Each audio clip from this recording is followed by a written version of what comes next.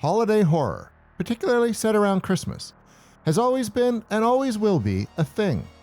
Horror fans can look forward to Valentine's Day killers, murderous leprechauns, and of course, horrible things around the end of the year. You can probably rattle off your fair share of them too, with things like Gremlins, Silent Night, Deadly Night, and Black Christmas being some of the more classic ones. The trend continues strong into the 21st century with modern classics like Krampus, Better Watch Out, and rare exports.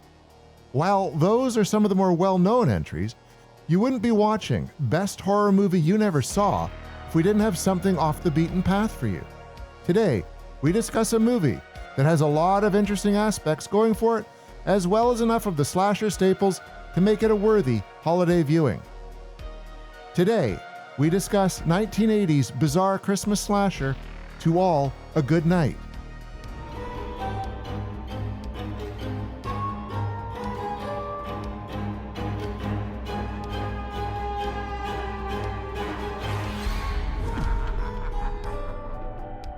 As we mentioned, To All A Goodnight wasn't the first Christmas horror movie, but neither was Black Christmas. 2 years prior to Bob Clark's classic, we would get both the made-for-TV Sally Field-led Home for the Holidays and the theatrically released Silent Night, Bloody Night. While Black Christmas gets the accolades for being both a slasher and a holiday horror before John Carpenter's Halloween, Silent Night, Bloody Night did both before it. To All A Goodnight gets some flack for taking parts from previous films, but that was fairly rampant of most slasher films during the genre's heyday of the 1980s. The movie doesn't reinvent the wheel with its story, but it doesn't need to either. The plot follows a group of students at the Calvin Finishing School for Girls who decide to take advantage of the place being mostly empty for the holiday. They make excuses on why they all need to stay, and in a nice subverting of expectations, the girls are the sex-crazed ones and have invited all their boyfriends to join them. They convince Nancy, our shy one and eventual final girl, to give the house mother loaded milk that knocks her out for the night. The boyfriends fly in as the school is in an incredibly remote part of the state, and once they arrive, the hijinks ensue. The teens and the soon-to-be-introduced killer, who dons a Santa suit, all decide that the party needs to start. While the action is contained to the finishing school, the action takes place over 2 days.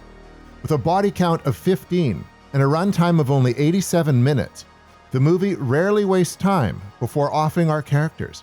It does try to build some exposition throughout the runtime and gives us plenty of red herrings with the odd groundskeeper Ralph, the sad old neighbor who may or may not be dying of cancer, and the odds that one of the teens is actually the killer. The movie even starts with the untimely accidental death of a poor girl at the hands of her roommates accidentally scaring her off the balcony of the house. When morning hits and some of the residents are gone, Nancy gets worried that something bad has happened, but with no bodies or signs of violence, nobody else believes her. This changes when she stumbles upon the corpse of Ralph and the police are called. They all stay put, and 2 police officers are left as protection, but they are no match for the killer dressed in a creepy Santa mask and suit. All but 3 of the characters are killed off, and then we get the reveal of the killer, part of which is relatively predictable, and part of which is one of the underrated twists of early 80s horror. Now, you do have to let the movie get past its awkward first 20 minutes. The acting is bad, the story is convoluted, and the first few kills are bloodless. Once the movie gets warmed up, however, it is worth its runtime and then some. The movie gets some crap for taking a few too many things from Black Christmas, but really, it's just the holiday setting and the house full of college girls. If anything, To All A Goodnight was ahead of its time, particularly when compared with the powerhouse contemporary Friday the 13th, which was released later in the year. Let's take a look at some of the facts. Crazy old man who says bad things are going to happen. Check. Both characters here are even named Ralph. Child dies from irresponsibility and the parent snaps and goes on a revenge rampage? Check. POV of the killer as they stalk the unwitting prey? Triple check. Obviously, nobody will argue that To All A Goodnight is better or has a longer lasting legacy than Friday the 13th. There is quite the argument, however, that it is unfairly ignored in the annals of slasher horror, and it even had the distinction of being the first slasher and first horror film released in the 1980s. Given a limited theatrical release on January 30th, 1980, the movie got lost in the shuffle and seemingly continues that trend today. 1980 was a hell of a year for the genre, and while it was first out the gate for audiences to see, it was also quickly forgotten by movies like The Fog, The Shining, Prom Night, Terror Train, and of course, the previously mentioned Friday the 13th. Almost all of those films have had the benefit of special edition home video releases, sometimes multiple times over, as is the case with Friday the 13th. To All A Goodnight, on the other hand, had only one VHS release from Charles Band's pre-Full Moon Enterprise Media Home Entertainment in 1983, and an already out-of-print Kino Lorber DVD and Blu-ray in 2014. While some of the other 80s entries we mentioned had names like Carpenter, Cunningham, and Kubrick behind them, today's movie adds another dimension of oddity to its mystique. The movie was written by Alex Rebar and directed by David Hess. Yes, that David Hess. Krug himself from Last House on the Left. Hess was a talented musician and actor who appeared in movies and TV shows for over 4 decades.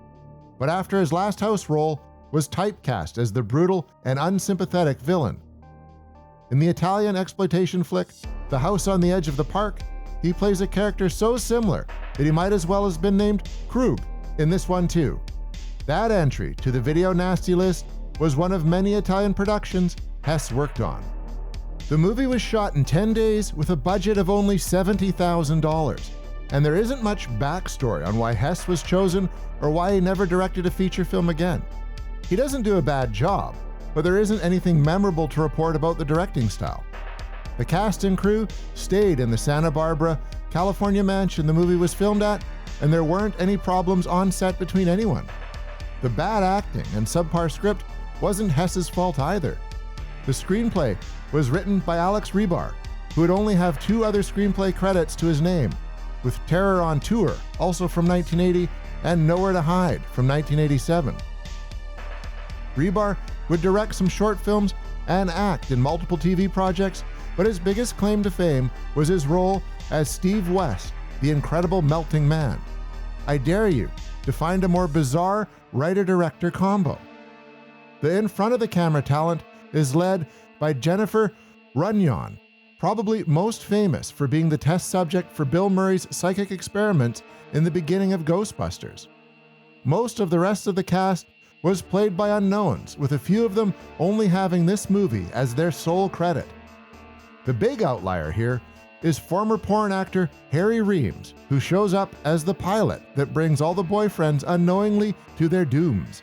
It's a very small part, but he at least gets one of the better death scenes when he and another hopeful survivor are blended with his plane's own propellers. To All A Goodnight may sound like a novelty, or even bad if looked at through the lens of just the acting and production, but the sum of its parts are greater than the whole. It has a high body count at 15, which is more than many of its slasher contemporaries, and it isn't afraid to earn its R rating with gore and nudity. While the $70,000 budget is evident at times, the movie makes the most of its runtime and accomplishes its goal. The Santa-clad killer, while having no context for wearing the suit, is creepy, and the mask certainly was an inspiration for the deranged killer in 2012's loose remake of Silent Night, Deadly Night. The best set-piece kill is when 2 of the ill-fated house guests decide to get away from the rest of the group and have sex, only to get interrupted by the killer, who is posing as a suit of armor. It's like a bizarro Scooby-Doo episode and gives us a nice double kill, with a crossbow through the back of the head kill and a decapitation, all while the killer is in their new set of armor. Some of the other kills, while tame, make a great use of what the filmmakers had to work with. But the movie's other standout scene is the ending. While you assume the whole time you know what's coming, the movie confirms your suspicions while also smacking you aside the head with another revelation. The very first scene involves the tragic death of a young girl due to negligence on the parts of her friends, and while you probably assume that the killer has something to do with that, it goes deeper. You may have also guessed that the house mother, Mrs. Jensen, was the one behind the killing, as she is absent for most of the film and never appears on camera, while the killer is also in view. While you would be correct in assuming this reveal, a reveal that happens on screen months before Friday the 13th would unleash Mrs. Voorhees, the movie isn't quite done yet. Detective Polanski, who is in charge of the investigation, also happens to be the young girl's father and seeks out vengeance for a wrongful death. The twist is handled superbly, and you only find out there are two killers after Mrs. Jensen has been dealt with. To All A Goodnight is a forgotten gem in a sea full of horror movies. While most people will undoubtedly go for the Black Christmases and Silent Nights of the world, there is merit and history buried in the little slasher of 1980 that could. While the physical copy has long since outpriced itself for most, the movie frequents Amazon Prime and Shudder for easy viewing access. Do yourself a favor and put this movie under your tree this year to go it a little different than most and enjoy one of the best horror movies you've never seen for the holiday season.